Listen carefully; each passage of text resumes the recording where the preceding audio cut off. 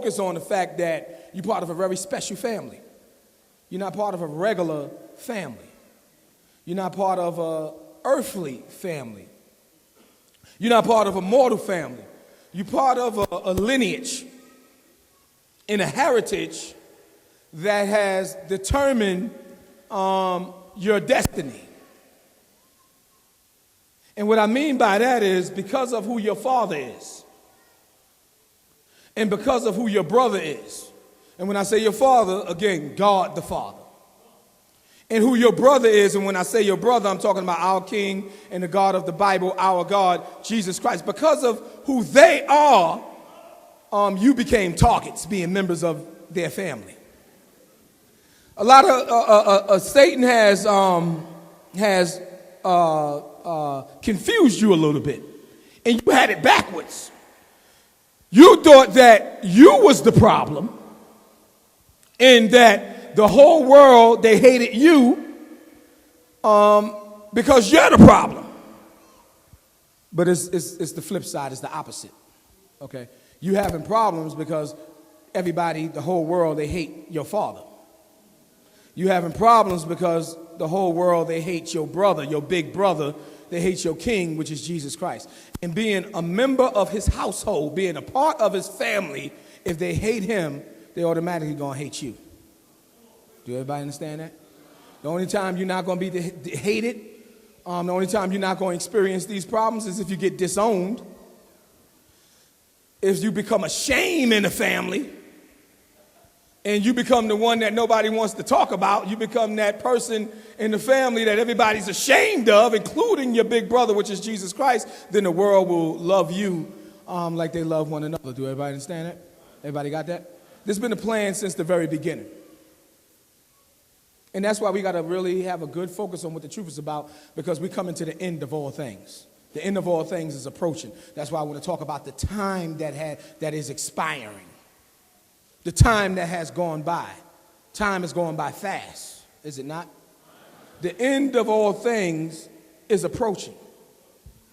There is a day coming where everything as you know it is going to be brought to an end. Esau's world is going to be brought to an end, and God is going to start a new beginning. Do everybody understand that? And that day is going to come in most of your lifetimes. While you're growing old in the truth, while you're growing up in the truth, while you're becoming more stronger spiritually and struggling, you have no idea that as time is expiring, it's not just your situation in your life that's changing. The Lord is causing changes to be made throughout the whole world. There was a plan from the very beginning. This plan was instituted by Satan. He recruited individuals to be part of this plan, and his plan was to get rid of our Father, to get rid of God the Father. Now, somebody laugh. As funny as that may be, because we know our Father, when you're a part of a family, it's still offensive. It can be funny, but it's still offensive that somebody wants to get rid of your dad. See, the only way you're going to survive is being members of this family. You got to be down with the family. It's offensive that somebody or a whole lot of bodies want to get rid of your brother, your big brother. And in turn, because they don't like them, they want to get rid of you. This has been a plan from the very beginning. It happened in the beginning where the Lord seen the wickedness of man that was upon the earth, and he brought the world to an end because man was corrupt, and every imagination of his heart was only evil continually. What was all this evil, and how bad did it get that God had to bring the world to an end? This evil was part of plots to be able to try to interrupt God's throne.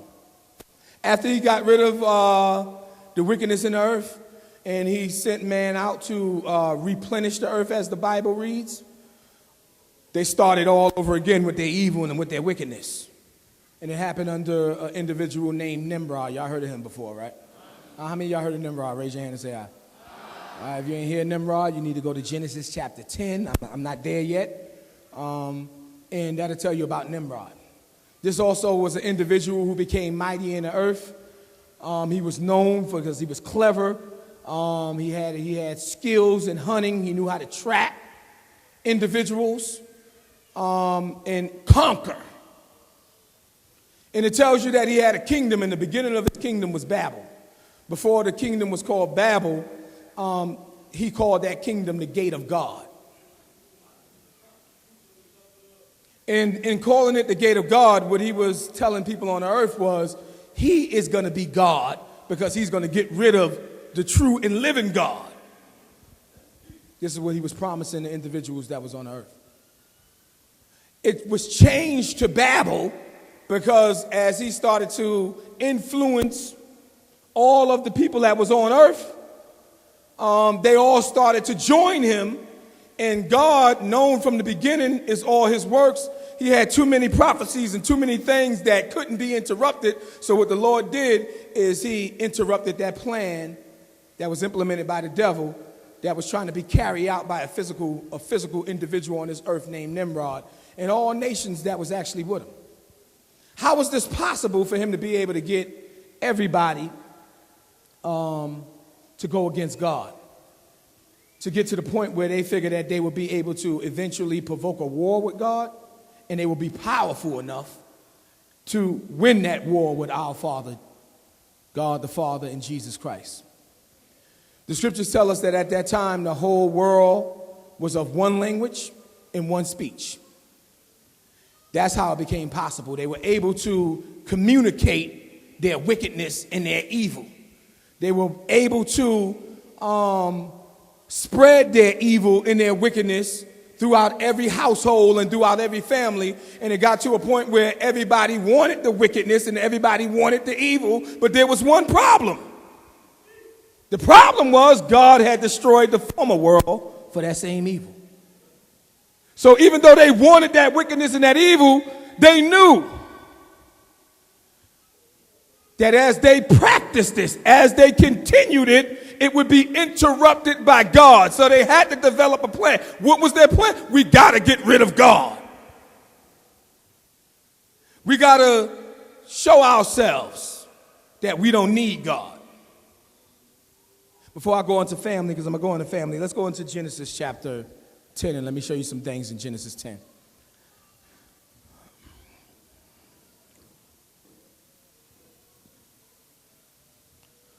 Karada Zakababa. Oh, come over here.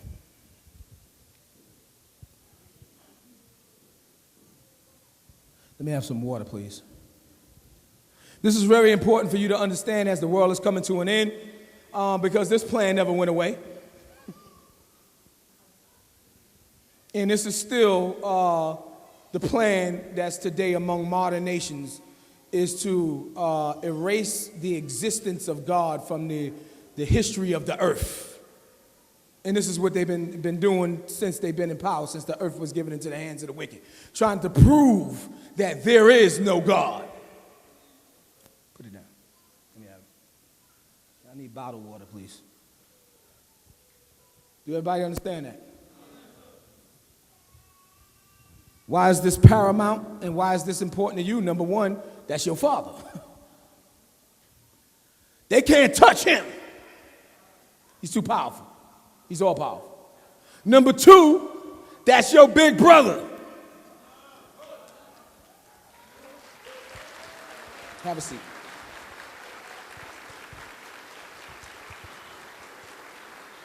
They got to touch him.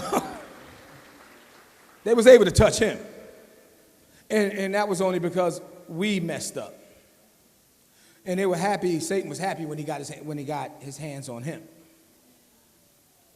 But in weakness was strength, which I'm talking about, which is his crucifixion. Did everybody understand that? When the Son of Man was delivered into the hands of men to be punished for the sins of the nation of Israel. But after they could do no more to him, and they realized that they still didn't defeat the supreme being, the only targets that was left, the only ones that they felt that they can actually get and do something to, is his brothers and sisters that was on earth. It's the rest of his children that was left here on the planet. So there has been a plan. There has always been a plan.